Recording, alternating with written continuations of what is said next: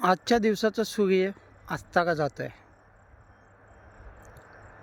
अशीच आपली लोकशाही आजच्या दिवशी अस्ताला जाताना आपण पाहिलं. जय जाऊ. मी शिवप्रसाद गांडगे पुन्हा एकदा आपल्या यूट्यूब चॅनलमध्ये आपलं सहर्ष स्वागत करतो. आज 7 फेब्रुवारी स्थानिक स्वराज्य संस्थांच्या निवडणुका ज्या बहुप्रतीक्षित होत्या त्या संपन्न झाल्या. एका अर्थानं आनंदच आहे. ज्या स्थानिक स्वराज्य संस्थांना लोकशाहीचा पाळणाघर म्हटलं जातं, लोकशाहीचे प्रशिक्षण देणारी संस्था म्हटलं जातं, त्याच्या निवडणुका संपन्न झाल्या. मात्र या निवडणुका होत असताना मागील काही दिवसापासून विशेषतः जळकोट उदगीर या तालुक्याबाबतीत बोलायचं झालं तर असं दिसलं की या स्थानिक स्वराज्य संस्थाच्या निवडणुका नेमकं लोकशाहीचं प्रशिक्षण देणाऱ्या, लोकशाहीचं बाळकडू पाजणाऱ्या आहेत का भ्रष्टाचाराची नांदी ठरणारी एक यंत्रणा तयार झाली असा प्रश्न पडत आहे. याचं कारण पण आहे. आज सकाळपासून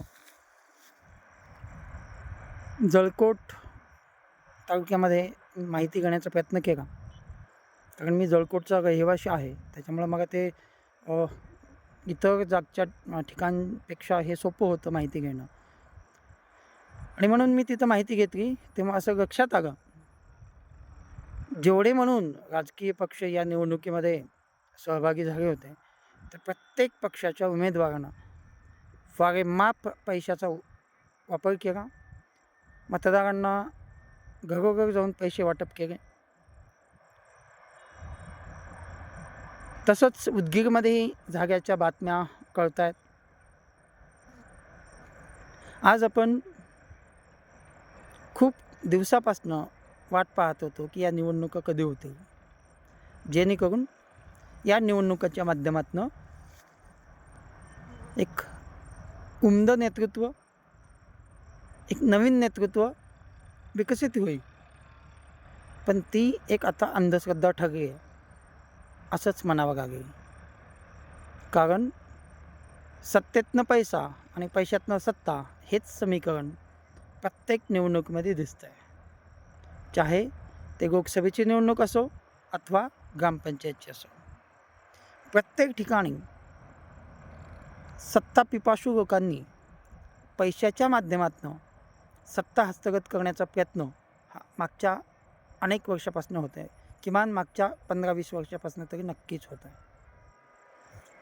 आज जसं मी या व्हिडिओच्या सुरुवातीला म्हटलं की आजचा सूर्य अस्ताला जातो आहे, तसं या देशातली लोकशाही अस्ताला जाती काय असं वाटतं आहे. वाटत नाही. त्याची उदाहरणं दररोज दिसत आहेत. त्यामुळं जर या देशाला, जे देशाचं बिरुद आहे, भारत देश म्हणजे जगातील सर्वात मोठी लोकशाही असणारा देश, हे जर टिकवायचं असेल तर आता सामान्य जनतेनं थोडंसं विचार करणं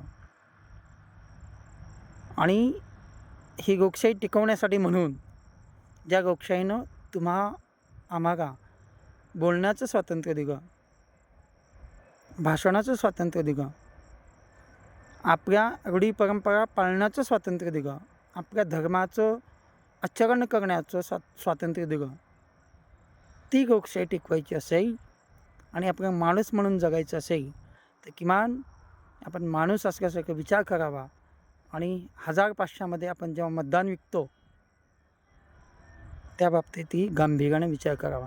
धन्यवाद. जय जाऊ, जय शिवराय.